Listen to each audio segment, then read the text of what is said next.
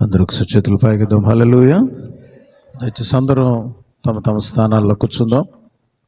సమయంలో ప్రియులారా, కరెంట్ లేదు, కొద్దిగా సహకరించండి. మరి ఈ ప్రత్యేకమైన సమయంలో క్లుప్తంగా కొన్ని మాటలు మనం బైబిల్ గ్రంథంలో చూచి ప్రభువుని ఆరాధిస్తాం. ప్రియులారా, మరి యోహాను సువార్త 1వ అధ్యాయం మొదటి 18 వచనాలు చదువుకున్నాం. ఇక్కడ దేవుడు అనగా యేసుక్రీస్తు ప్రభువారు ఆదియందు వాక్య రూపకంగా ఉన్నాడు అని, వాక్యంగా ఉన్నటువంటి ఆయన శరీరాన్ని ధరించుకొని మరి ఈ లోకానికి మన నిమిత్తమై వచ్చి మనకు బదులుగా సిలువలో మరణించాడని 1వ అధ్యాయం మరి 1వ వచనం ద్వారా కానీ 14వ వచనం ద్వారా కానీ మనకు తెలియపరచబడతా ఉన్నది. కనుక మరి ప్రియమైనటువంటి వారలారా, మరి మీ వైపు మరి మనం ఈ యొక్క లేఖన భాగాన్ని గమనించినప్పుడు ఈ సమయంలో ప్రియులరా, మరి దేవుని యొక్క వాక్యంలో మనం గనక గమనించినట్లయితే మరి యొక్క 1వ అధ్యాయంలో చూడండి, చివరి వచనం అనగా 18వ వచనం, ఎవడైనను ఎప్పుడైనను దేవుని చూడలేదు, తండ్రి రొమ్మునున్న అద్వితీయ కుమారుడే ఆయనను బయలుపరచను. ప్రియమైన వాళ్ళరా, దేవుణ్ణి ఎవరు చూడలేరు, కూడా చనిపోతారు. అటువంటి దేవుణ్ణి యేసు ప్రభు వారు చూపించాడు. యేసు ప్రభు వారు ఈ లోకానికి వచ్చి దేవుడు ఇలా ఉంటాడు అని చూపించాడు. కొలస్సీలకు రాసినటువంటి పత్రికలో ఒక అద్భుతమైనటువంటి మాట రాయబడి ఉన్నది. కొలస్సీ పత్రిక మనం గమనించినట్లయితే చూడండి, కొలస్సీ పత్రిక ప్రియులరా, కొలస్సీ పత్రికలో 1వ అధ్యాయాన్ని మనం గనక గమనించినట్లయితే అక్కడ అపోస్తులైనటువంటి పౌలు గారు ఆయన తెలియపరుస్తున్నాడు. ఏమని చెప్తున్నాడో తెలుసండి, మరి దేవుడు అంట అదృశ్య దేవుని యొక్క అనగా యేసుక్రీస్తు ప్రభువారు, చూడండి 15వ వచనం, 1వ అధ్యాయం 15వ వచనం, ఆయన అదృశ్య దేవుని స్వరూపి అయి ఉన్నాడనే మాట, సర్వ సృష్టికి ఆది సంభూతుడు అనే విషయాన్ని పౌలు గారు తెలియపరుస్తున్నాడు. అదృశ్యుడైన దేవుడు, చూడలేని దేవుడు, గొప్ప దేవుడు, సర్వ సృష్టిని జరిగించినటువంటి దేవుడు, ఆయన చూస్తే చచ్చిపోతాం. అటువంటి మహిమ కలిగినటువంటి దేవుణ్ణి మనం చూడలేం కాబట్టి యేసుక్రీస్తుగా మన వంటి శరీరాన్ని ధరించుకొని దేవుడే యేసయ్య రూపంలో మరి ఈ లోకానికి వచ్చాడు అనేటువంటి విషయం మనకు తెలియపరచబడతా ఉంది ప్రియులారా. మరి ఈ విషయాలన్నీ కూడా యోహాను భక్తుడు రాస్తున్నాడు యోహాను సువార్త 1వ అధ్యాయంలో. కనుక ఈ రోజున మనం గమనిస్తాం, శరీరాన్ని ధరించుకొని వాక్య రూపకంగా ఉన్నటువంటి ఆయన శరీరాన్ని ధరించుకొని ఈ లోకానికి యేసయ్యగా వచ్చి కృపాసత్య సంపూర్ణుడుగా కలువరి సిలువలో మనందరి కోసం బలియాగమైన అదృశ్య దేవుని యొక్క స్వరూపిగా ఉన్నటువంటి యేసయ్య ఏమై ఉన్నాడో కొన్ని విషయాలు మనం చూసి ఆయన ఆరాధిస్తాం ప్రియులారా. మొట్టమొదటిగా మనం గమనిస్తున్నట్లయితే యేసుక్రీస్తు ప్రభువారు అదృశ్య దేవుని యొక్క స్వరూపియే అయితే ఆయన ఏమై ఉన్నాడో చూద్దాం. 2వ కొరింథీ పత్రిక 6వ అధ్యాయం ప్రియులారా, చూడండి 16 నుంచి 18 వచనాలు అంతా కలిసి ఉంటాయి. 18వ వచనంలో చివరిలో ఉన్నటువంటి ఒక మాట మనం గమనించవచ్చు అన్నమాట. 2వ కొరింథీ పత్రిక 6వ అధ్యాయం 18వ వచనంలో చివరిలో గమనిస్తా ఉన్నట్లయితే, మీకు తండ్రినై యుందును, మీరు నాకు కుమారులను కుమార్తెలునై యుందురని సర్వశక్తి గల ప్రభువు చెప్పుచున్నాడు. సర్వశక్తి గల ప్రభు అయినటువంటి దేవుడు ఏమంటున్నాడంటే, మీకు నేను తండ్రిని, ఐ యామ్ యువర్ ఫాదర్ అంటున్నాడు. ఈ లోకంలో నీకు నాకు మనందరికీ తండ్రులు ఉన్నారేమో, కానీ మన ప్రభు అయినటువంటి దేవుడు నీకు నాకు నిజమైనటువంటి తండ్రిగా ఉన్నాడు. పరలోకపు తండ్రిగా ఉన్నాడు. పరలోకపు తండ్రి. ఏమండి, మత్తయి సువార్త 7వ అధ్యాయంలో కూడా యేసు ప్రభు వారు తెలియపరుస్తాడు, అయ్యా మరి ఈ లోకంలో ఉన్నటువంటి పిల్లలు తమ తండ్రులు లేదని అడిగితే వాళ్ళు అడిగిని ఇవ్వటానికి ఇష్టపడతారు. అయితే మీ పరలోకపు తండ్రి అంతకంటే ఎక్కువగా మరి అధికమైనటువంటి గొప్ప ఈవులను ఇస్తాడు అనేటువంటి మాటని మత్తయి సువార్త చూడండి ప్రియులారా, 7వ అధ్యాయం 10-11 వచనాలు కలిసి ఉంటాయి. చూడండి ఏముందో, మధ్యలో ఉంటుంది అన్నమాట. పరలోకమందున్న మీ తండ్రి తన అడుగు వారికి అంతకంటే ఎంతో నిశ్చయముగా మంచి ఈవుల నిచ్చును. కాబట్టి మన ప్రభు అయినటువంటి దేవుడు, మన యేసయ్య, ఈ లోకానికి మనుషుడిగా వచ్చినటువంటి ఆయన మనకేమై ఉన్నాడంటే పరలోకపు తండ్రి. హీ ఈజ్ యువర్ ఫాదర్ అనేటువంటి విషయం గుర్తుపెట్టుకోవాలి ప్రియులారా. మనకు ఆయన తండ్రిగా ఉన్నాడు. నిన్ను నన్ను మనందరినీ కూడా ఏం చేస్తున్నాడు తెలుసండి? కుమార్తెలుగా అయ్యేటువంటి అర్హతను ఇస్తున్నాడు. యేసు నామమందు ఎవరైతే విశ్వాసం ఉంచుతారో, యేసు నామాన్ని ఎవరైతే అంగీకరిస్తారో, యోహాను సువార్త 1:12 ప్రకారంగా మరి ఆయన పిల్లలు అవటానికి మనందరికీ కూడా అధికారం ఇస్తున్నాడంట. ఈ రోజున ఎటువంటి గొప్ప రిలేషన్షిప్లోనికి మనల్ని తీసుకొస్తున్నా అంటే ప్రభు అయినటువంటి యేసయ్య దేవునికి కుమారులు కుమార్తెలు అయ్యేటువంటి మరి స్థితిలోని తీసుకొస్తున్నాడు. అనగా దేవుడు మనందరికీ మరి ఒక తండ్రిగా దర్శనం ఇవ్వటానికి ఇష్టపడుతున్నాడు ప్రియులారా. తండ్రి వంటి కనెక్టివిటీలోనికి రావడానికి ఇష్టపడుతున్నాడు. అందుకని చూడండి, మరి మనం 103వ కీర్తనలో కూడా గమనిస్తూ ఉన్నట్లయితే 103వ కీర్తన 13 లేదా 14 వచనాన్ని మనం గమనించినట్లయితే అద్భుతమైనటువంటి మాట అక్కడ రాస్తున్నాడు. 13వ వచనంలో 103:13 తండ్రి తన కుమారుల ఎడల జాలిపడినట్లుగా యెహోవా తన యందు భయభక్తులు గలవారి ఎడల జాలిపడు. తండ్రి కుమారుల మీద ఏం చేస్తాడంట? జాలి పడతాడు. కాబట్టి అటువంటి జాలి కలిగినటువంటి వాడే మనం పాపంలో ఉండగా మన కొరకై మన వంటి శరీరాన్ని ధరించుకున్న యేసయ్యని ఈ లోకానికి పంపించి మనందరికి బదులుగా కల్వరి సిలువలో తన విలువైన ప్రాణాన్ని అర్పించేటట్లుగా చేశాడు. కనుక ప్రియులారా, తండ్రి జాలి పడినట్లుగా ఆయన జాలి పడుతున్నాడు. అంటే ఆయన మనకు పరమ తండ్రిగా ఉన్నట్లుగా లేఖనాలు సెలవిస్తూ ఉన్నాయి. అంతేకాదు ప్రియులారా, మనం పాపంలో ఉన్నప్పుడు, శాపంలో ఉన్నప్పుడు మనలను ఆ బంధకాల నుంచి విడుదల గావించడమే కాకుండా ద్వితీయోపదేశ కాండం చూడండి. ద్వితీయోపదేశ కాండంలో అద్భుతమైనటువంటి మాటను ప్రభు తెలియపరుస్తున్నాడు. ద్వితీయోపదేశ కాండం 1వ అధ్యాయం ప్రియులారా 31వ వచనాన్ని గమనించినట్లయితే, ద్వితీయోపదేశ కాండం 1వ అధ్యాయం 31వ వచనం, ఐగుప్తులోను అరణ్యములోను మీ కొరకు చేసినట్టు మీ పక్షముగా యుద్ధము చేయును.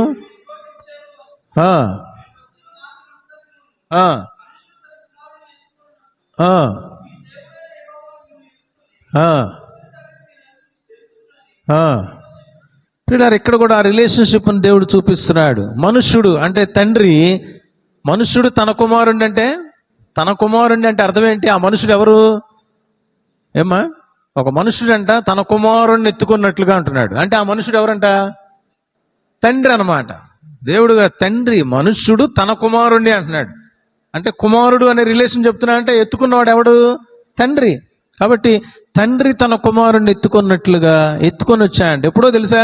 నువ్వు ఆయన నమ్మిన తర్వాత కాదండి, అదే పొరపాటు.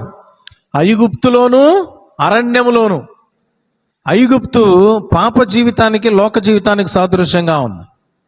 అరణ్య జీవితం ప్రియులరా, మరి ఈ యొక్క లోకంలో యేసు ప్రభువుని నమ్మిన తర్వాత ఈ లోకంలో మనం స్ట్రగుల్ అవుతూ దేవుని కొరకు ఎదురు చూస్తున్నాం చూసారా, పరలోకానికి వెళ్ళటానికి. అటువంటి మరి ప్రస్తుత జీవితానికి సాదృశ్యంగా ఉంది. కనుక అలనాడు ఐగుప్తులో నుంచి కనానికి దేవుడు ఎలా తీసుకెళ్ళాడో, ఈ రోజున ఆయన యందు విశ్వాసం ఉంచిన నిన్ను నన్ను తన బిడ్డలందరినీ కూడా ఏమండి పాపం అనేటువంటి ఈ లోకంలో నుంచి, కనాన్ నుంచి పరలోకం అనేటువంటి కనాన్లోనికి తీసుకెళ్ళటానికి ఆయన త్వరలో రానై ఉన్నాడు. అలనాడు వారిని, ఇశ్రాయేలీయుల్ని ఐగుప్తులో నుంచి కనాను దేశానికి నడిపించడానికి మోషే అనే ప్రవక్తను పంపిస్తే, ప్రియులరా, మనల్ని తీసుకొని వెళ్ళటానికి ఆయన మొట్టమొదటగా కుమారుడుగా ఈ లోకానికి వచ్చి రక్షణ కార్యం సిలువలో చేయడమే కాకుండా ఆయన మనల్ని తన బిడలుగా చేసుకొని ఇప్పుడు సాక్షాత్తు యేసుక్రీస్తు ప్రభువారే ఆయన మహిమతో మన కోసమై రానై ఉన్నాడు. ఎక్కడ తీసుకెళ్ళటానికి? పరలోకానికి అనే పరమ కానానికి తీసుకెళ్ళటానికి, ప్రియులారా. కాబట్టి ఇక్కడ ఒక రిలేషన్షిప్ ప్రభు చూపిస్తున్నాడు. నేను ఎవరినో తెలుసా? ఈ లోక సంబంధమైన నీ తండ్రికి ఒక వయసు మాత్రమే ఉంటుంది, కొంతకాలమే ఉంటుంది ఆ రిలేషన్షిప్. కానీ నేను మిమ్మల్ని నా బిడ్డలుగా చేసేసుకున్నా, యుగయుగాలు మీకు తండ్రిని నేనే అన్నట్లుగా ప్రభువు చెప్తున్నాడు. ఒక ఇటర్నల్ బాండేజ్లోనికి ప్రభు తీసుకొచ్చాడు. నిత్యమైనటువంటి ఒక అనుబంధంలోనికి ప్రభు తీసుకొచ్చినట్లుగా చూస్తున్నాం. కాబట్టి మన ప్రభు మనకు తండ్రిగా కనిపిస్తున్నాడు. రెండవదిగా మనం గమనిస్తున్నట్లయితే, ప్రియులారా, మన ప్రభు ఎలాంటి వాడో చూస్తున్నట్లయితే యెషయా గ్రంథం 66వ అధ్యాయం 13వ వాక్యాన్ని గమనించినట్లయితే, యెషయా గ్రంథం 66:13 ఒకసారి గమనిస్తాం. త్వరగా ఎవరైనా తీసిన వాళ్ళు చదవండి. ఒకని తల్లి ఆదరించినట్లు, ప్రియులరా, ఒక తల్లి ఎలా ఆదరిస్తుందో నేను ఆదరిస్తా అంటే, ప్రభువారు ఇక్కడ ఒక తండ్రిగానే కాదు, వాక్యంలో నేను మీకు తల్లి వలె ఉంటాను అని అంటున్నాడు. ఒక తల్లి తన బిడ్డను ఎలా ఆదరిస్తుందో, వాడు తప్పు చేసినా తప్పు చేయకపోయినా, ఏమండి, అన్నం తిన్నా తినకపోయినా ప్రతి సందర్భంలో మిగతా వాళ్ళందరూ ఏ దృష్టితో చూసినప్పటికీ కూడా తన తల్లి మాత్రం తన బిడ్డని ఆదరణ చూపుతో చూస్తుంది, ఆదరిస్తుంది, ఆప్యాయంగా హత్తుకుంటుంది, తల్లడిల్లిపోతుంది. పేగు తెంచుకు పుట్టినటువంటి బంధం అలాంటిది, ప్రియులరా. కాబట్టి మన ప్రభు అంట ఒకని తల్లి ఎలా ఆదరిస్తుందో అలా నేను మిమ్మల్ని ఆదరిస్తానంటున్నాడు. అంతకంటే ఎక్కువగా యెషయా గ్రంథం, ఇదే యెషయా గ్రంథం 49వ అధ్యాయం 15వ వచనాన్ని గమనిస్తున్నట్లయితే చూడండి, ప్రియులరా, యెషయా 49:15 స్త్రీ తన గర్భమున పుట్టిన బిడ్డను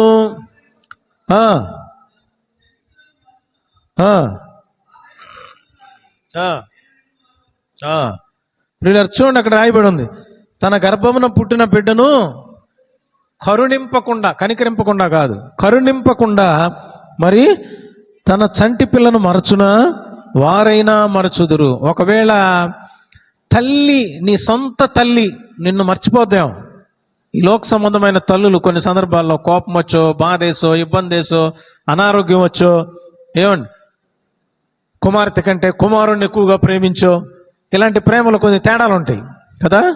సో ఈ లోక సంబంధమైనటువంటి తల్లిలో లోపాలు ఉండొచ్చేమో, కానీ మన పరమ ప్రభు అయినటువంటి పరమ తండ్రి అయినటువంటి ఆయన తల్లి పాత్ర కూడా పోషిస్తున్నాడు. ఏమన్నాడు తెలుసా? ఈ లోకపు తల్లి ఒకవేళ మరిచినా నేను పరమ తండ్రిని, పరమ తల్లిని. ఏమండి, నీకు నిజమైన తల్లి ప్రేమను, తల్లి ఆదరణను ఇచ్చేటువంటి, మరచిపోని, విడిచిపెట్టని తల్లి వంటి దేవుడను అని ప్రభువారు తెలియపరుస్తున్నాడు. ఈ లోకంలో చాలా మంది కూడా, ప్రియులరా, తల్లిదండ్రులు ప్రేమను నోచుకున్నప్పుడు, తల్లిదండ్రులు పట్టించుకున్నప్పుడు, కొన్నిసార్లు తల్లిదండ్రులు మూర్ఖంగా ఉంటారు.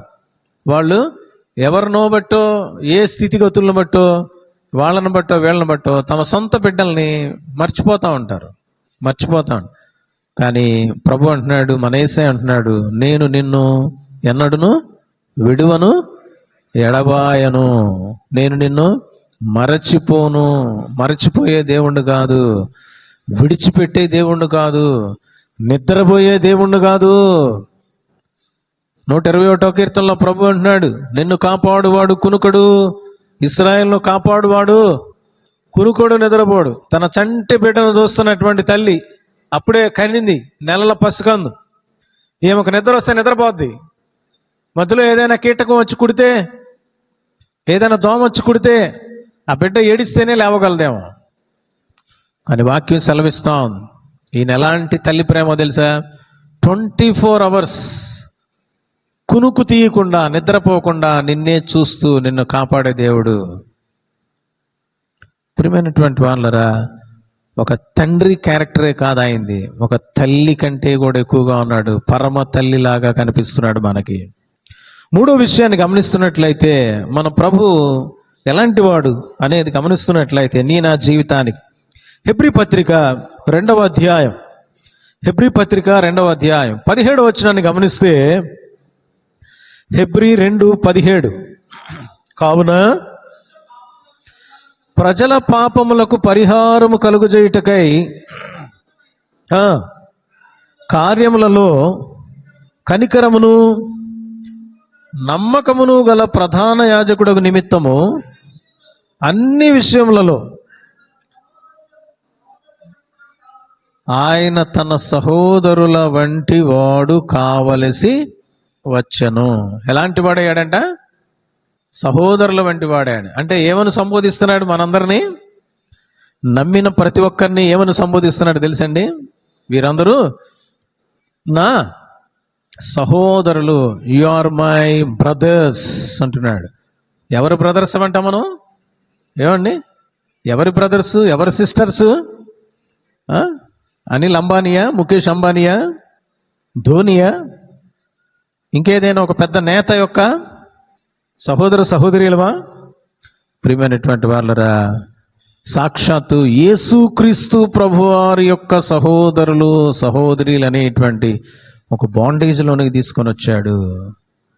ప్రియమైనటువంటి వాళ్ళరా, నిజంగా గమనిస్తూ ఉన్నట్లయితే మరి ఇక్కడ మనందరికీ కూడా ఒక సహోదరుడుగా, ఒక పెద్ద అన్నగా యేసుక్రీస్తు ప్రభువారు కనిపిస్తున్నాడు. ఒక అన్నగా మనకు దర్శనమిస్తా ఉన్నాడు, ఒక సహోదరుడిగా మనకు దర్శనమిస్తా ఉన్నాడు. కనుక యేసుక్రీస్తు ప్రభువారు మరి నాకేంటి అని ఆలోచన చేస్తున్నట్లయితే ఈ యొక్క ఆరాధనలో, ఆయన నాకు తండ్రి, పరమ తండ్రి. యేసుక్రీస్తు ప్రభువారు నాకు తల్లి కంటే ఎక్కువ, నన్ను ఉద్భవింపజేసిన వాడు ఆయనే అని 139వ కీర్తనలో దావీదు మహారాజు అంటున్నాడు. నా తల్లి గర్భంలో తల్లి నన్ను కనిందేమో, కానీ తల్లి గర్భంలోనికి రూపించిన వాడు ఎవడయ్యానంటే నా యొక్క అసలు తల్లి అయినటువంటి నా ప్రభువు అనే మాట ఉపయోగిస్తున్నాడు. ఇక్కడ మూడవదిగా యేసు ప్రభు వారు నిన్ను నన్ను మనందరినీ కూడా నా సహోదరులు అని అంటున్నాడు. ఆయనకు సహోదరులు, we are the brothers and sisters of the almighty God, the son of God, the real God. ప్రియమైనటువంటి వాళ్ళరా, నాలుగవదిగా గమనిస్తున్నట్లయితే చూడండి, నాలుగవది గమనిస్తున్నట్లయితే యోహాను సువార్త 15వ అధ్యాయం 14వ వచనాన్ని గమనిస్తున్నట్లయితే, యోహాను సువార్త 15వ అధ్యాయం 14వ వచనం.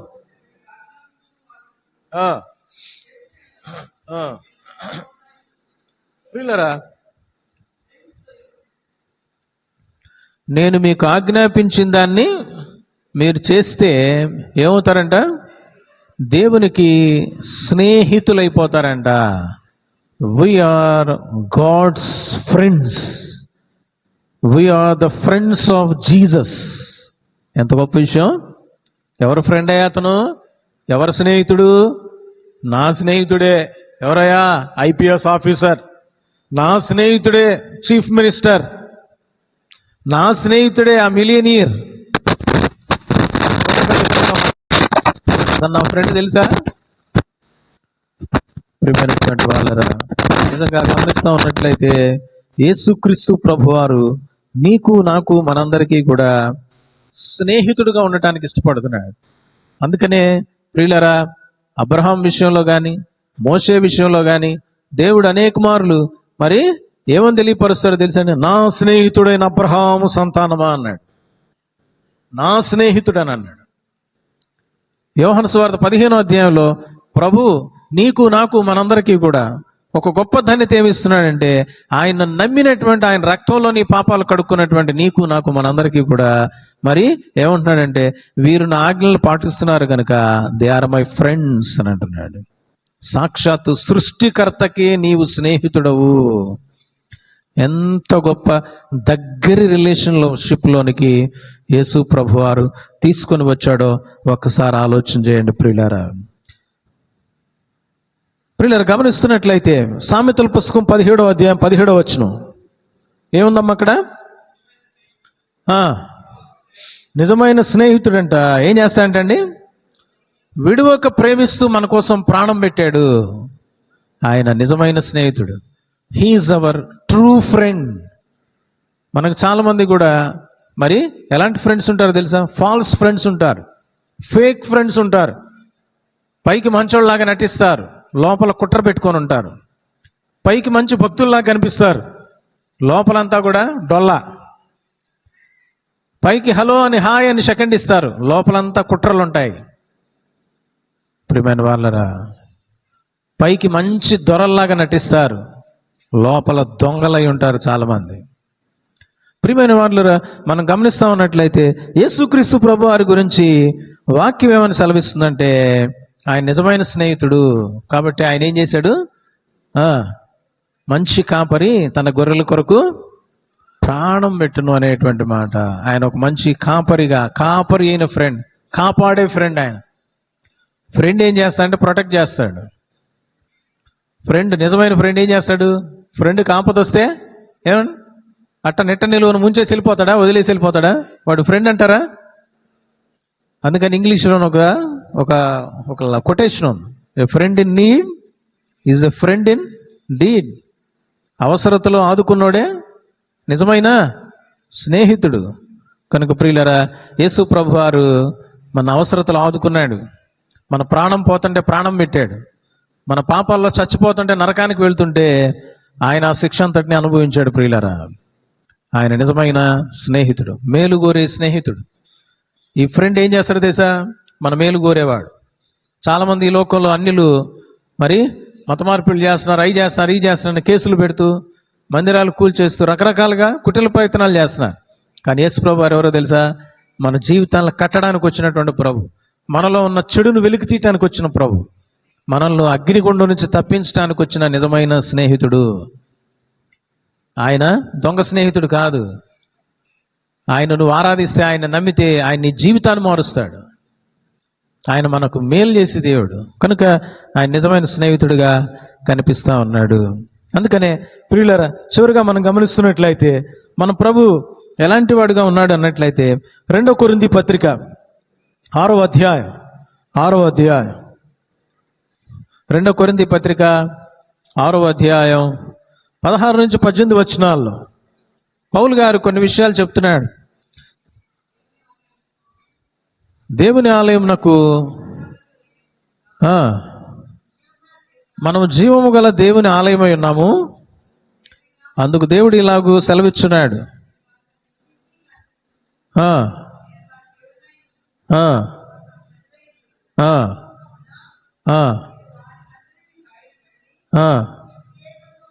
చాలండి. ఇక్కడ గమనిస్తున్నట్లయితే ప్రభు అంటున్నాడు, ఆయన ఎంత గొప్ప దేవుడుగా ఉన్నాడు అంటే ఆయన వారి దేవుడునై ఉండును, వారు నా ప్రజలై ఉందురు అనేటువంటి మాట ఉపయోగిస్తున్నాడు. మనకు దేవుడుగా ఉన్నాడు. ఒక తండ్రిగానే కాదు, తల్లిగానే కాదు, సహోదరుడుగానే కాదు, స్నేహితుడుగానే కాదు, మనందరి జీవితాలకు దేవుడుగా ఉన్నాడు. హీఈస్ అవర్ గాడ్ అని అర్థమైందండి. మనందరి జీవితాలకు ఆయన ప్రభువుగా, దేవుడుగా, అధికారిగా, కాపరిగా ఉండేటువంటి వాడుగా కనిపిస్తున్నాడు. అంతేకాదు ప్రియులారా, ఇక్కడ ఒక అద్భుతమైన మాట తెలియపరచబడతా ఉంది. ఏంటో తెలుసండి? నేను వారిలో నివసించి సంచరిస్తానంటున్నాడు. మనలో వచ్చి నివసించేటువంటి వాడుగా కనిపిస్తున్నాడు. మన దేవుడే కాదు, ఈ దేవుడు ఏమండి, అందరూ చాలామంది ఈ లోకంలో ఉన్నటువంటి వాళ్ళందరూ కూడా దేవుడి దగ్గరికి పోయి కొలవడానికి వెళ్తారు. దేవుడు ఎక్కడుంటాడు? మందిరాల్లో ఉంటాడని, గుళ్ళల్లో ఉంటాడని, ఆయా ప్రార్థనా స్థలాల్లో ఉంటాడని, ఆయా స్థలాలకు పోయి దేవుడిని ఆరాధించడానికి వెళ్తారు. కానీ ఈ దేవుళ్ళో, ఈ యేసయ్యలో ఉన్న ప్రత్యేకత ఏంటో తెలుసండి? ఈ దేవుడు సాక్షాత్తు మన శరీరాన్ని ఆయన ఆలయంగా చేసుకుంటున్నటువంటి దేవుడు నీలోనికి నాలోనికి వచ్చి మన హృదయాల్లో వాసము చేసేవాడు, నివసించేటువంటి దేవుడుగా ఉన్నాడు. ఎంత గొప్ప ఆధిక్యత అండి. పనికి మాలిన మన యొక్క జీవితాల్ని ఏమండి దేవుడు నివసించే ఒక టెంపుల్గా చేసేస్తున్నాడు. దేవుడు నివసించే ఆలయంగా చేసేసాడు యేసు ప్రభువారు. ఇదండి నీకు నాకు ఇచ్చిన గొప్ప ధన్యత. పాపిగా దుర్మార్గుడుగా ఉండే జీవితం ఎక్కడ? దేవుడే నివసించే దేవాలయం ఎక్కడ? ఏమండి సాతానుడు కూడా ఒక రకంగా మాట్లాడాలంటే, జోక్గా మాట్లాడుకోవాలంటే, సాతానుడికి కూడా ఏమండి సాతానుడికి కూడా ఇబ్బంది అవుతుందేమో నా జీవితాలను బట్టి. అంత భయానకమైనటువంటి పాపంలో మన జీవితం ఉందేమో.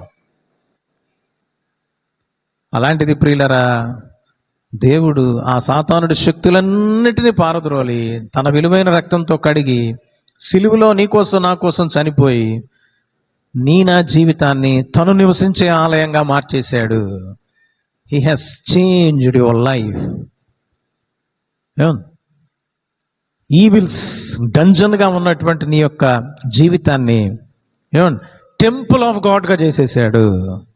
టెంపుల్ ఆఫ్ గాడ్గా చేసేసాడు. అంతేకాదు ప్రియులరా, ఇప్పుడు దాకా తండ్రిని, తల్లిని, సహోదరుడని, స్నేహితుడని మనం ప్రభువుని ఆరాధించడానికి సిద్ధం చేసుకుంటున్నాం.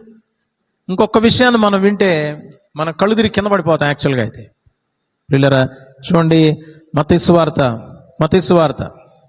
12వ అధ్యాయం. మత్తయి సువార్త 12వ అధ్యాయం ఈ చివరి మాటను చూసి మనం ప్రభువుని ఆరాధిస్తాం. 12:49-50 తన శిష్యుల వైపు చేయి చాపి, ఇదిగో నా తల్లియు నా సహోదరులను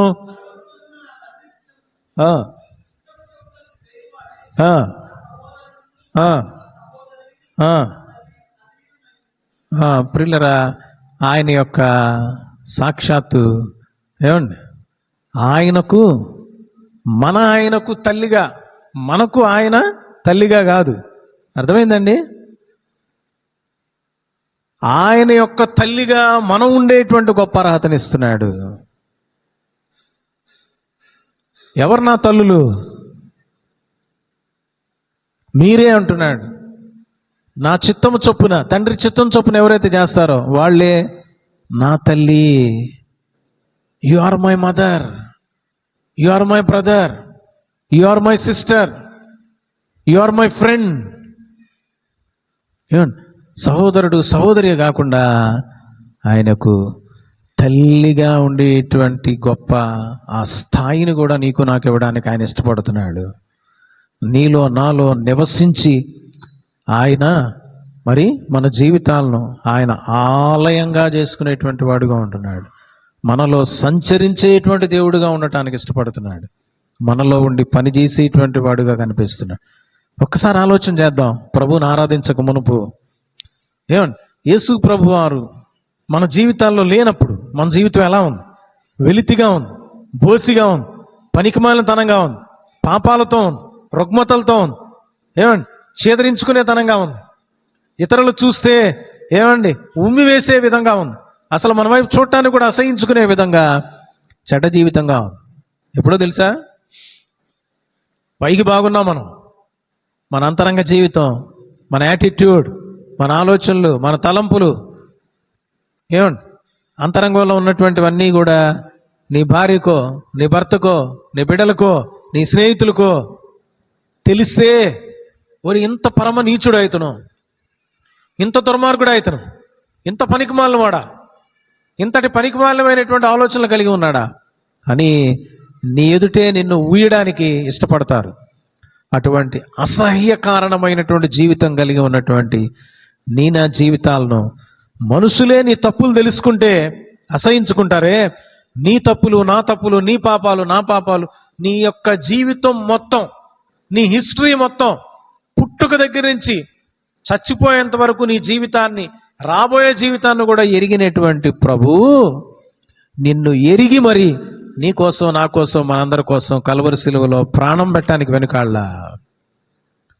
నా పాపాలని వెలికి తీయడానికి వెనకాళ్ళ, కడిగేయడానికి వెనకాళ్ళ, తన బిడ్డలుగా తన సొత్తుగా చేసుకోవడానికి వెనకాళ్ళ, తనే సాక్షాత్తు మనలో నివసించడానికి కూడా వెనుకాడకుండా మన జీవితాలను ఆయన ఆలయంగా చేసేసుకున్నాడంటే మన జీవితాలకు ఎంత వాల్యూ ఇస్తున్నాడు. నీ సొంత వాళ్ళు నీకు వాల్యూ ఇవ్వలేదేమో, నీ సొంత కులము గోత్రము నీకు వాల్యూ ఇవ్వలేదేమో, నీ డబ్బు నీకు వాల్యూ ఇవ్వలేదేమో, నీ చుట్టూ ఉన్న ప్రజలు నీకు వాల్యూ ఇవ్వలేదేమో, కానీ యేసుక్రీస్తు ప్రభువారు పనికిమాలిన జీవితాన్ని, పెంట కుప్పల మీద ఉన్నటువంటి జీవితాన్ని ఉన్నతమైన స్థాయికి తీసుకొచ్చాడు. సాక్షాత్తు దేవుడే నీలో నివసించే స్థాయిగా నీ జీవితాన్ని మార్చాడు, మలచాడు. అటువంటి గొప్ప దేవుడైన యేసయ్యను ఏమన్నా ఏం చేద్దాం? నిజంగా స్తుతించకుండా ఉండగలవా? గమనిస్తున్న ప్రతి ఆదివారం ఆరాధన చేసేవాళ్ళు ఆరాధన చేస్తున్నారు, కానీ మిగతా వాళ్ళందరూ నోళ్ళు ఎళ్ళబెట్టుకొని చూస్తున్నారు. ఇంత గొప్ప దేవుడు నీ జీవితాన్ని మార్చినటువంటి దేవుణ్ణి మనసారా నువ్వు ఆరాధించలేవా? ఏమండి, సమయం ఎక్కువ తీసుకోకుండా క్లుప్తంగా ఒక్కొక్క నిమిషం నువ్వు ఆరాధన చేస్తే అందరికీ అవకాశం ఇచ్చిన వ్యక్తివి అవుతావు. మైక్ అందింది కదా అని చెప్పేసి కొంతమంది మైకులు ఇవ్వట్లా. దయచేసి గమనించండి, మీరు ఆరాధన చేసే టైంలో నిద్రపోతే వాక్యం ఏం అర్థం కాదనమాట. ఏది పడితే అది చేసేస్తావు ఇక ఆరాధన. కనుక దయచేసి తలలు వంచుదాం. ప్రియులరా, మన ప్రభు అయిన రక్షకుడైన యేసయ్య మనకు తండ్రిగా, తల్లిగా, సహోదరుడిగా, స్నేహితునిగా, దేవుడిగా ఉన్నాడు. అంతేకాదు నీ కోసం, నా కోసం మన యొక్క జీవితాల్లోనికి వచ్చి మన జీవితాలను, మన శరీరాలను ఆయన ఆలయంగా చేసుకున్నటువంటి, మన జీవితాలకు ఎంతో గొప్ప విలువనిచ్చినటువంటి దేవుడుగా మనకున్న దాన్ని బట్టి ఇంత గొప్పగా మన జీవితాల్లో మార్చేసినటువంటి యేసయ్యను మనసారా, హృదయానుసారంగా స్తుతించి ఘనపరిచి ఆరాధిస్తాం.